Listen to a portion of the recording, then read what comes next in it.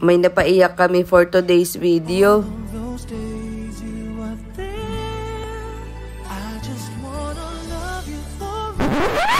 Pero bago tayo magpunta sa mala teleserye na pagtatagpo, gumising na muna ako para mag-asikaso. Pagbangon ko, si Ninang Thea na pala nag-ayos ng mga gamit ko. Sabi ko, wag niya kalimutan yung sabon ko kahit di naman talaga ako naliligo. Saka itong mga kokowa at magluluto ko dun sa paroroonan ko. Nagtira talaga ako ng mga kokowa mula pa sa padalang package sa akin ng Duche kasi gusto ko kako ipatikim sa kanila yung champurado ala Duche. Grabe talaga mag-asikaso si Ninang Thea. Siya na nagplansya ng damit ko. Siya pa nagbotonis ng mga kwelyo. Ha? Ano daw? Parang papasok lang sa daycare. Ang laki naman ng lunchbox na yan. Malungkot talaga ako habang palabas ng pinto. Parang kinder lang na ayaw mahiwalay sa nanay niya. Ngayon lang kasi hindi makakasama si Ninang Thea sa probinsya kaya nakakalungkot. Wait lang, yung tabo na iwan. Sa totoo lang, ito yung uwi ko na masaya na malungkot. Masaya kasi makikita ko yung lola ko. Malungkot kasi hindi ko makakasama ng ilang araw si Ninang Thea. Wala kasi yung karamay ko magluto sa kusina. Pero ganun talaga, bawi na lang next time. Dinaanan na rin pala namin sila Sab sa kanilang mansion para makiihi si mama. Naku, buti na lang kasama sila Sab, kundi kung saan-saan na naman kami mag-stop over. Hinati-hati rin pala namin yung laman ng lameta namin para iwas excess baggage lang. After naming maligaw ng 3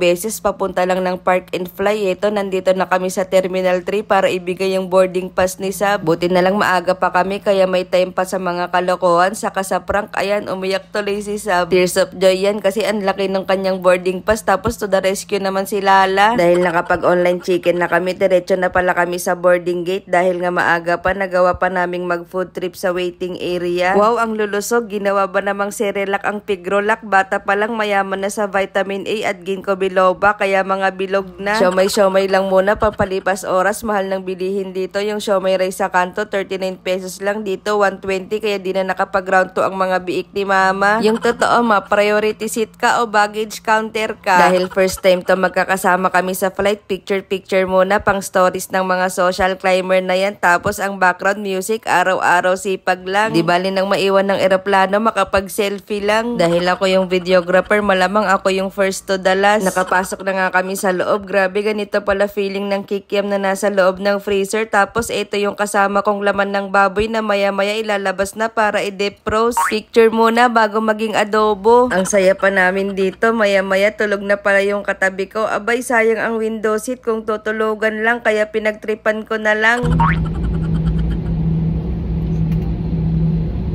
Are we good to take off stations? Nainip na nga yung kasama ko kaya ginising ko na. Sabi ko maglalanding na kami sa ulap.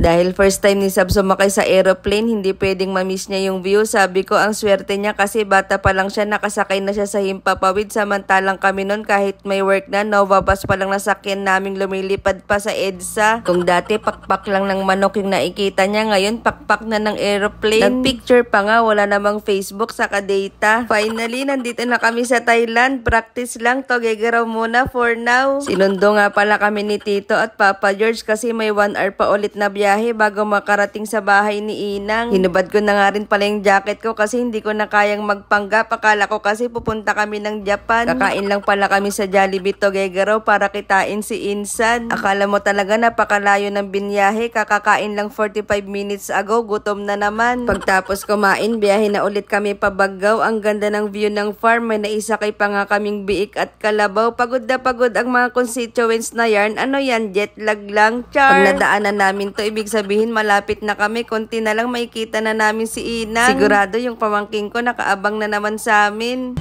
Uteng! Kumusta ka? Wala nga.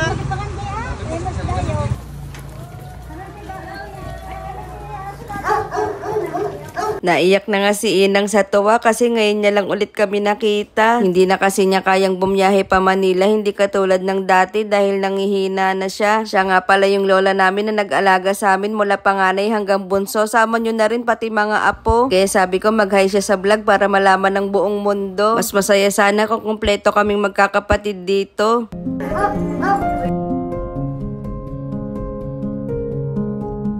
Lakas makateleserye, hindi naman halatang miss nyo ang isa't isa. Syempre, pagdating sa bahay, naghanap ako ng pagkain sa lamesa, kaya dumiretso ako sa kusina. Agad naman ako inasikaso ni Inang. Ito yung nakakamiss kay Inang, yung inaasikaso kami kahit matatanda na. Buti na lang may natira pa sila ditong ulam. Ano ba to? Adobo o menudo? Menudo siguro, tinamad lang hiwain yung hotdog. Nahiya pa yata silang ubusin yung isang tipak ng manok, nagtira pa ng buto. May mga kagat na kasi yung isang tipak ng manok dito, kaya kinonfirm ko kung pagkain ba to ng tao, baka kasi mamaya para pala sa aso. Pero dahil gutom na ako, papatusin ko na to. Ayun lang naman, salamat sa lahat ng nanood. Paalam!